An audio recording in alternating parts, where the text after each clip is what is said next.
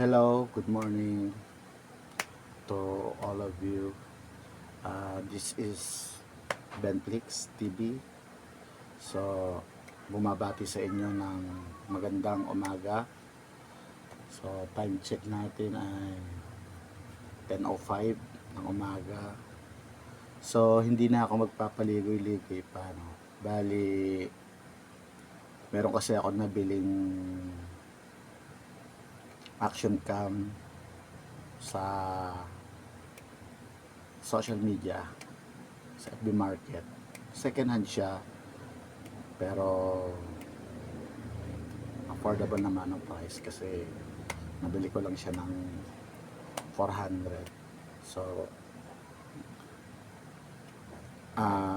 i-review ko na rin lahat sa inyo kung ano-ano yung mga nakuha ko ngayon.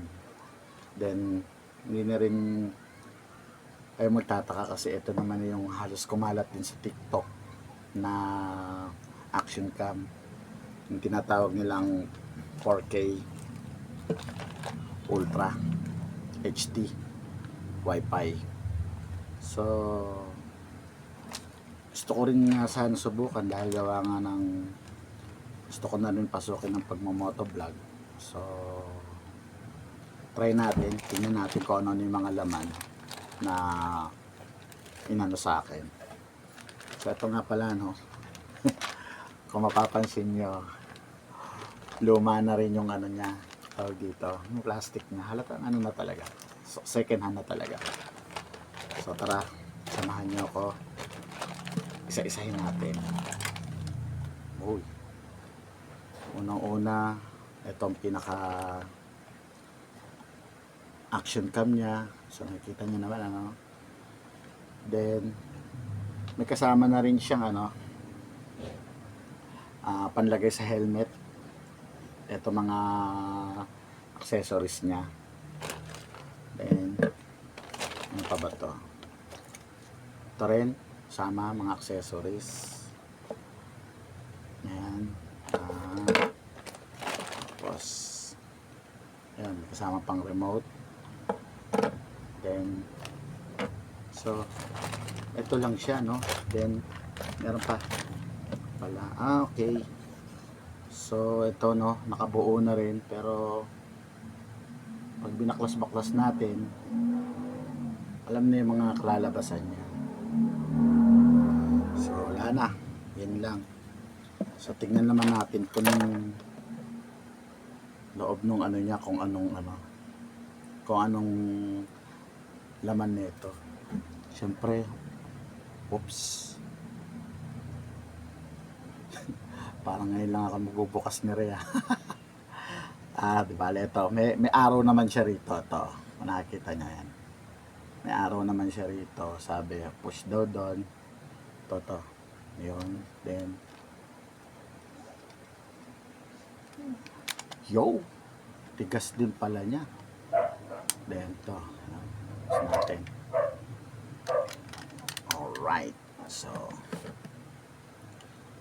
yun, no, talaga, no, halos parang paid na nga yung ano niya, no. Kita naman siguro sa kama, no.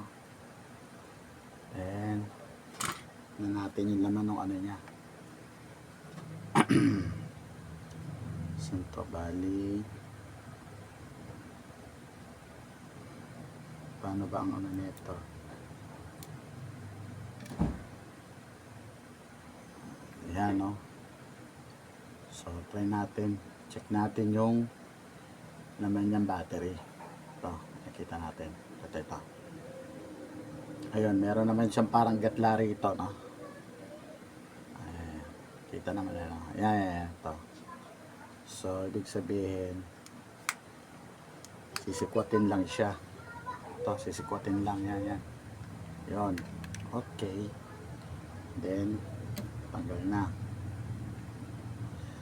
So, meron siyang kasama isang battery, no? Pero isa lang. Yan.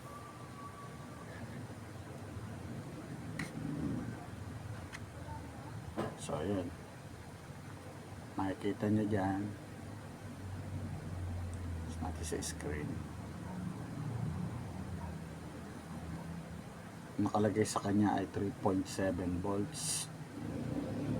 So, So, pwede na rin. Yun lang. Kaya lang guys, kita nyo to. Ayun, may tama na rin siya. Oh. So, maganda na rin yung naging decision ko. Kasi umorder ako sa Shopee. So, actually, kararating din lang ngayon. So, i-unbox na rin natin. Bago natin siya paganahin.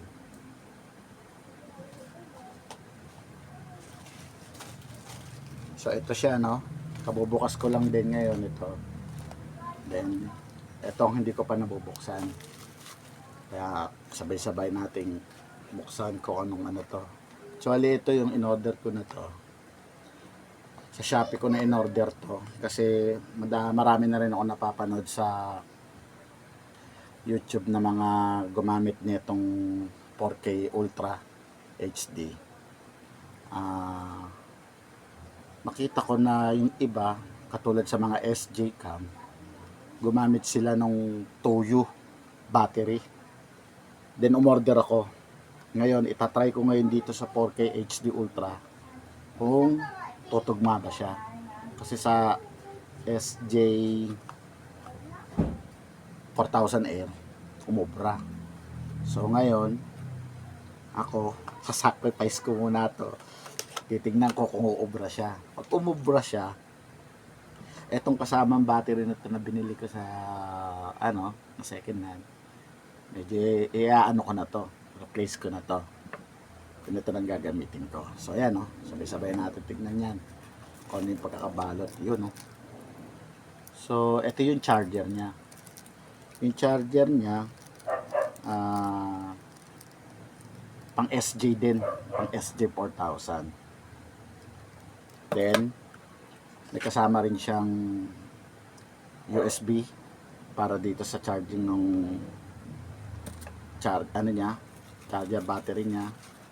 Then ito yun, dalawa siya, no, to dalawa, Toyo.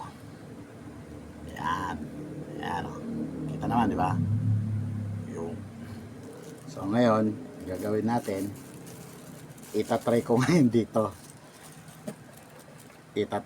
dito kung swak siya. So syempre makikita naman natin dito, ayun, yung inside nung ano niya, nandun naman yung parang pinakangipin niya, tsaka ito. So try ko na ano natin, ayan, oh. Ayan, lalagay ko ngayon siya. Uy, swak. So, pumasok, pwede. Pero tingnan natin, takpan muna natin, and then tsaka natin buksan.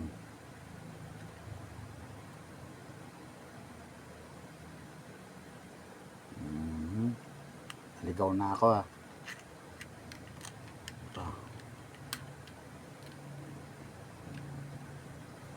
Baliktad pa yata yung pagkakalagay ko.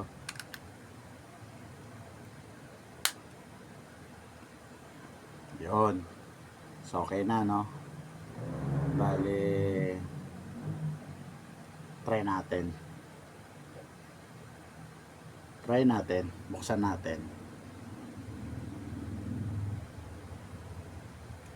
Yun. So gumana. So ibig sabihin, pwede itong ano, pwede itong Toyo battery sa 4K Ultra HD Wi-Fi. So then gawin naman natin, kasi nga wala rin siya kasamang memory card. Meron naman akong ano ng memory card. So bali gawin na lang natin, kapitan na rin natin. Kaya lang hindi rin to masyadong quality, kasi hindi kalumaan na rin, pero 8GB lang. Pero may in-order na rin ako sa Shopee, hindi pa dumarating. Ito muna, pansamantagal. Hindi, pang ano rin lang. Yan, kabit natin.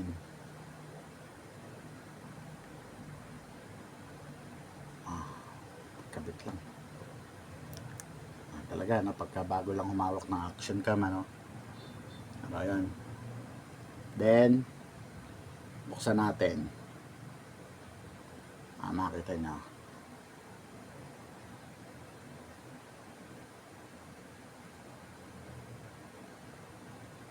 Yun. Alright. So, okay. Ngayon, kung mapapansin nyo rito, no, ang una-una agad nang lalabas sa kanya ay video. Then after pindutin ko tong ano na to, siyempre to. Yan yung pinaka ano ng menu niya. Susunod naman na lalabas dyan, ayan, camera. Then another press ulit doon. Ayan, yung mga files. Then after nyan, yung settings. Dito sa settings siguro saka ko na rin siya masyadong i-explain sa inyo kasi i-explore ko pa lang, ano. So bahala na kung paano bang ano magiging setting ko nito. Ngayon pag-aaralan ko muna kung ano yung mga settings nito.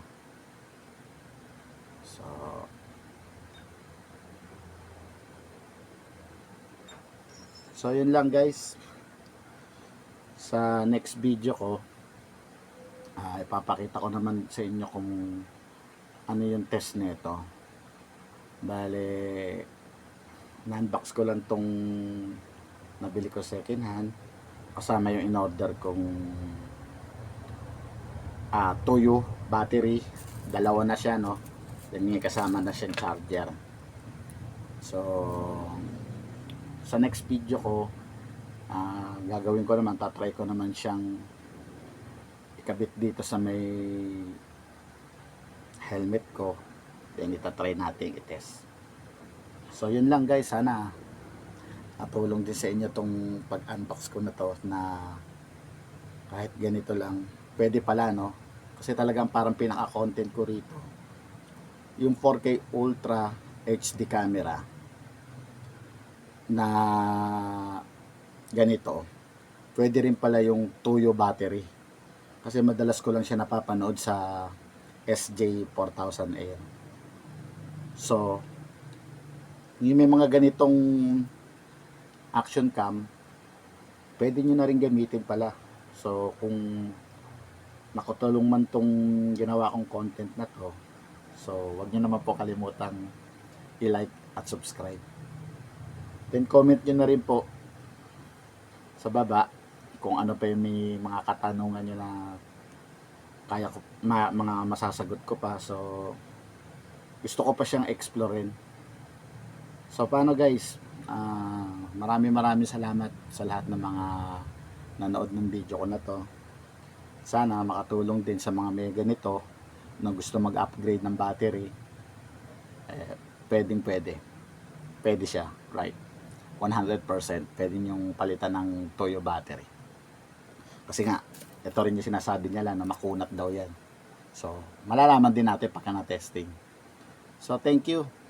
Dito na lang po, at ito po ay pinapasalamatan ko ng lahat sa unang-una sa inyo mga nanonood sa mga content ko. God bless po sa atin lahat. Thank you.